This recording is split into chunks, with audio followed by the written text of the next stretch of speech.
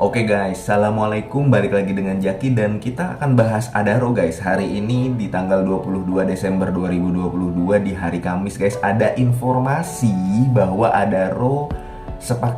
manajemen Adaro sepakat membagikan dividen interim itu adalah 7,7 triliun kalau gue nggak salah. Jadi gue tadi baru sampai rumah, kemudian ada yang nelpon gue, saudara gue, dia menyampaikan bahwa ini loh Adaro udah info bagi interim. Gua ngelihatnya itu pertama 500 perak per lembar guys. Ternyata waktu gua baca 500 juta USD. Kalau gua kurs sekitar 15.200 itu gua dapat angkanya 7,6 triliun atau 7,7 triliun. Kalau dibagi ke 31 miliar lembar saham Adaro berarti gua dapat angka itu per lembar adalah 248 atau 245 lah, sekitar 250-an. Jadi sebenarnya Adaro ini yieldnya itu 6%-an. Kalau di harga sekarang adalah 3.930 ya. Kalau gua nggak salah di penutupan hari ini 3.930. Yieldnya sekitar 6%-an. Dividen payout rasionya di laba bersihnya Adaro ini kan 28 triliun guys di tahun 2022 sampai ke 9 di bulan 9. Berarti dia sudah membagikan 27%-an dong. 27% lah. 7,7 triliun ini kan sekitar 27% dari 28 triliun. Jadi interimnya seperti itu. Nah, sekarang bagaimana guys untuk Adaro? Pertama, kalau gue melihatnya, harga sahamnya di hari Jumat besok, di tanggal 23 Desember, ini akan turun. Akan turun. Ini banyak yang memprediksi, ya memang di Twitter gue juga banyak yang ngomong, ada yang kecewa lah. Gue kecewa lah, ini dananya buat apalah, buat kampanye, buat politik, karena ini saham politisi. Gue nggak terlalu paham tentang hal itu ya guys ya. Gue hanya melihat dari keuangannya saja, sama pergerakan harga sahamnya. Tapi kalau misalkan si Adaro sudah memutuskan untuk membagikan 245, menurut gue respon market di harga 3.900 ini dia akan turun. Nah, turunnya sampai ke berapa guys? Jadi begini guys, kalau gue menghitungnya begini. Adaro ini kan sudah membagikan 248 ya. 248, kita anggap aja 248 lah, memang angkanya nggak terlalu akurat. Tapi potensi dia EPS-nya per lembar adalah sampai tutup tahun buku 2022 adalah 1.200, sekitar 1.200. Kalau dia sudah membagikan 248, itu berarti EPS dia tinggal 900 perak sampai 1.000 perak. Nah, Adaro ini lu boleh lihat datanya guys. Adaro ini selalu membagikan dividen dalam 3 tahun terakhir. Ada yang berserta interim, ada yang memang dividen finalnya saja.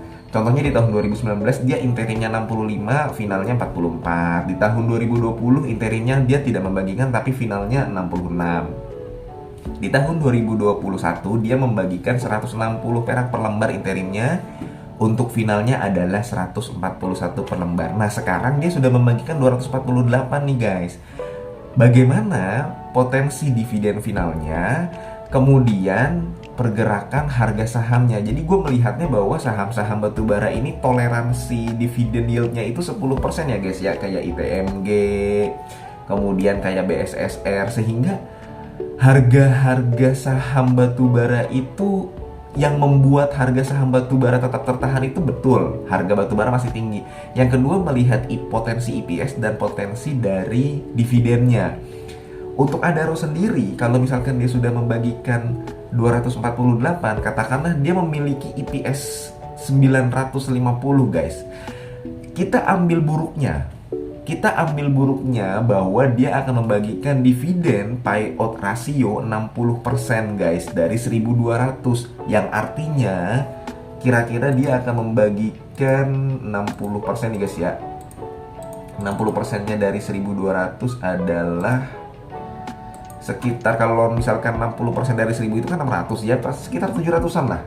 Coba nih ya, 60 banding 100 kali 1.200 nih. Jadi gue dapat angkanya itu adalah sekitar 700 harusnya 720 dia sudah membagikan 248.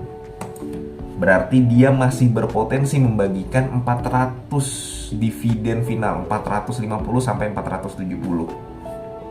Jadi sebenarnya guys, kalau si Adaro ini turun besok nih di tanggal 23 Desember 2022, Adaro ini turun, menurut gua turunnya nggak terlalu dalam. Ya mungkin di hari pertama ini di tanggal 23 ini bisa ARB lah guys. Karena memang ada beberapa juga yang ngomong ARB. Bisa. Tapi biasanya nanti tetap akan ada yang nampung di bawah. Karena mau bagaimanapun Adaro tetap perusahaan yang masih bagus, EPS-nya bagus, pendapatannya bagus, laba bersihnya lagi bagus. Katakanlah dia sudah membagikan 248, masih banyak EPS yang berpotensi untuk dibagikan kembali di dividen final, sehingga harga sahamnya masih tetap terjaga. Dan kalau kita mengambil angka dividen payout ratio 60% saja, 60% nih guys ya, dividen payout ratio di tahun 2019 itu 60% loh guys, tahun 2020 itu 100% ya guys ya. Tahun 2021 dividen payout rasionya 72%. Kita ngambil yang terburuk aja supaya tidak terlalu kecewa. Dividen payout rasio Adaro kita ambil 61% guys. Dari 1.200 berarti kan kita dapat angka 720. Yang sudah dibagikan adalah 248. Berarti dia masih ada 470-an lagi yang belum dibagikan sebagai dividen final. Nanti Adaro tetap akan menahan sebagai laba bersihnya. Jadi untuk justru sebenarnya kalau dia membagikan dividen interim tidak jumbo seperti ini, di ex-date-nya ini dia berpotensi tidak ARB guys. Ya memang di sekarang dalam periode menuju ke cum date-nya bisa jadi harga sahamnya turun. Tapi menurut gua dia tidak akan meninggalkan level 3.000. Dia nggak akan ke harga 2.400. Karena kenapa? Masih ada harapan dividen finalnya itu di angka 400-an, minimal 300 atau 400 lah guys. Sehingga harga sahamnya itu masih akan bergerak untuk Adaro ini di angka 3.000 guys. 3.000, 3.100, 3.200 sampai 3.500. Jadi besok di tanggal 23 bisa jadi ada panic selling. Bisa jadi. Tapi biasanya tetap akan ada orang yang memanfaatkan momentum yang belum punya. Biasanya dia ngelihat bahwa wah, Adaro lagi turun nih, oh udahlah gue serok lah begitu.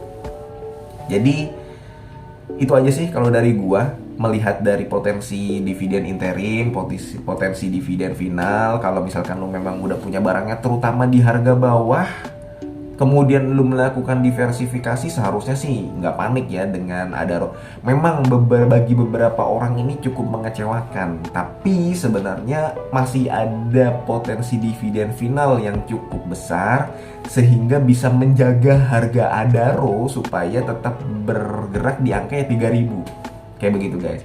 Mudah-mudahan video ini bermanfaat. Ini bukan ajakan jual atau beli ya guys. Keputusan investasi ada di tangan masing-masing. Dan mudah-mudahan lu sehat selalu sehingga kita bisa bertemu kembali di video selanjutnya. Wassalamualaikum warahmatullahi wabarakatuh.